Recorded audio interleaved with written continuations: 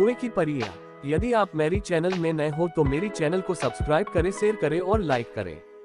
धन्यवाद। शेख चिल्ली बहुत गरीब था। वो एक नंबर का मूर्ख और कामचोर भी था। उसके घर कई दिनों तक खाना तक नहीं बनता था। ये सब देखकर एक दिन शेख चिल्ली की पत्नी को बहुत गुस्सा आ गया।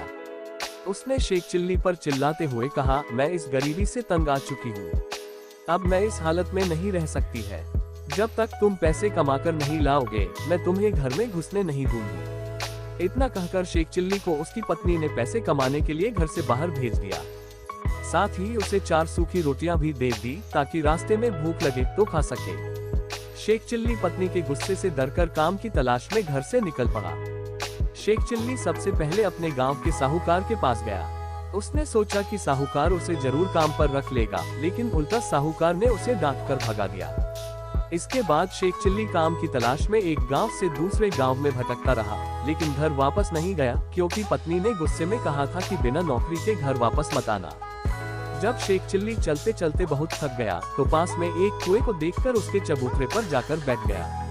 अब उसे तेज भूख भी लग रही थी तो उसने अपनी पायतली से सूखी रोटियां बाहर निकाली, लेकिन उसे इतनी तेज भूख लगी थी कि इन 4 रोटियों से उसका पेट नहीं भरने वाला था। रोटियों को देखकर वो बार बार सोचने लगा कि अगर सारी रोटियां उसने अभी खा ली तो बाद में क्या करेगा। इसी उधेड़बुन में शेख चिल्ली हर बार रोटियों को पोटली से निकालकर गिनता और वापस अंदर रख देता। आखिर में जब उसे कुछ नहीं सूझा तो उसने कुएं के देवता से मदद मांगने की सोची। वो कुएं के सामने हाथ जोड़कर खड़ा हो गया और बोला, हे प्रभु, अब आप ही मदद करो। मुझे तेज भूख लगी है, लेकिन इन 4 रोटियों से मेरा पेट नहीं भरने वाला और इन रोटियों को अभी खा लिया तो कल क्या खाऊंगा। मुझे तो अभी कोई नौकरी भी नहीं मिली है। अब तुम ही बताओ कि मैं क्या करूं। 1 खाऊं, 2 खाऊं, 3 खाऊं या चारों खा जाऊं। अब उस कुएं में कोई देवता तो रहता नहीं था जो उसके सवालों का जवाब देता। उल्टा कुएं में 4 परियां रहती थी जो शेख चिल्ली की बातें सुनकर डर गई। उन्हें लगा कि कुएं के बाहर कोई राक्षस आया है जो उन्हें खा जाएगा। बस इसी डर के मारे चारों परियां राक्षस से दया की भीख मांगने कुएं से बाहर निकल आई। कुएं से बाहर आते ही उन्होंने शेख चिल्ली के आगे हाथ जोड़कर कहा, हे राक्षस राज, आप बहुत शक्तिशाली हैं। आप बेवजह चारों को खाने के बारे में सोच रहे हैं। अगर आप हम पर दया करें तो हम आपको कुछ ऐसी चीजें दे सकती हैं तो आपके बहुत काम आएंगी।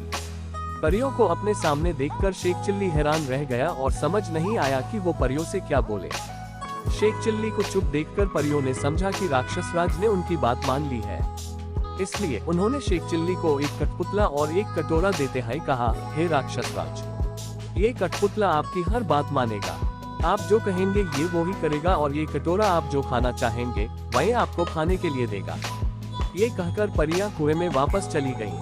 ये सुनकर शेख चिल्ली बहुत खुश हुआ और सोचा कि अब उसे घर वापस चले जाना चाहिए। ये सारी चीजें देखकर उसकी पत्नी बहुत खुश होगी, लेकिन तब तक बहुत रात हो चुकी थी, इसलिए वो पास के एक गांव पहुंच गया।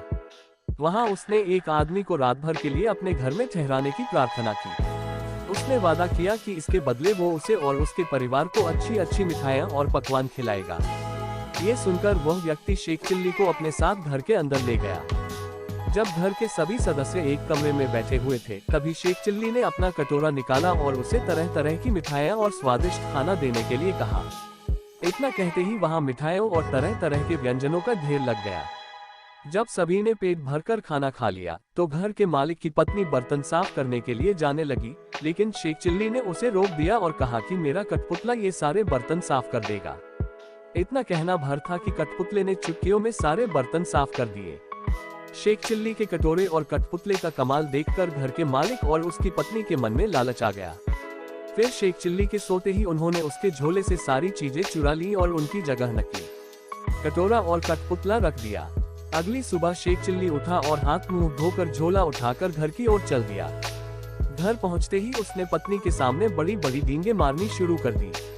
शेख चिल्ली बोला, भाग्यवान, अब तुम्हें कोई भी काम करने की जरूरत नहीं है और न ही खाने पीने की चिंता करने की जरूरत है। तुम जो कहोगी वो काम ये कठपुतला कर देगा और जो खाना चाहोगी उसे ये कटोरा तुम्हारे सामने ला देगा। लेकिन शेख चिल्ली की पत्नी को उसकी बातों पर बिल्कुल भी विश्वास नहीं हुआ। उसने कहा, मैं नहीं मानती, तुम साबित करके दिखाओ। फिर क्या था, शेख चिल्ली ने कटोरे और कठपुतले को अपना करतब दिखाने को कहा, लेकिन वो दोनों चीजें तो नकली थी, तो भला अपना जादू कैसे दिखाती। ये देखकर शेख चिल्ली की पत्नी और ज्यादा नाराज हो गई और उसे बहुत डांटा।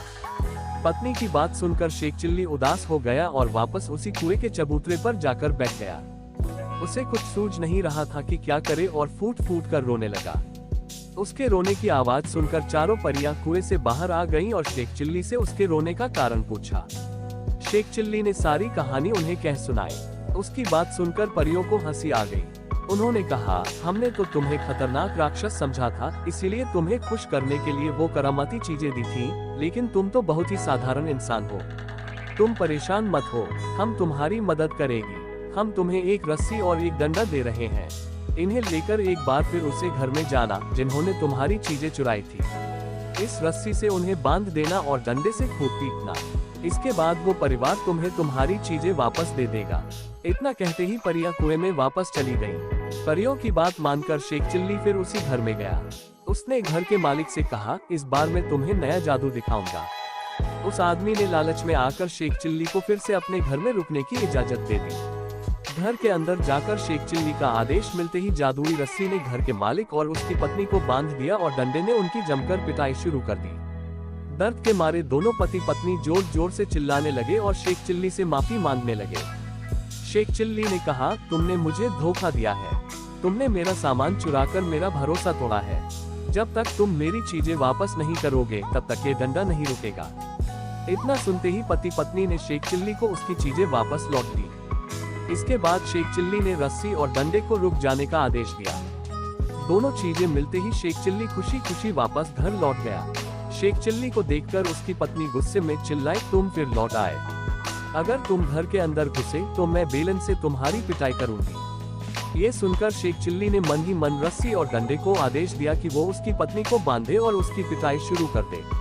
रस्सी और डंडे का कमाल देखकर पत्नी डर गई और शेख चिल्ली से वादा किया कि वो फिर कभी उसके साथ बुरा व्यवहार नहीं करेगी। इसके बाद कहीं जाकर रस्सी और डंडे से उसे छुटकारा मिला। इसके बाद शेख चिल्ली ने जादुई कठपुतले और कटोरे का कमाल दिखाया। कहानी से सीख, हमें कभी किसी के साथ धोखा नहीं करना चाहिए और न ही लालच करना चाहिए। इसका परिणाम हमेशा बुरा ही होता है। पूरी कहानी सुनने के लिए धन्यवाद।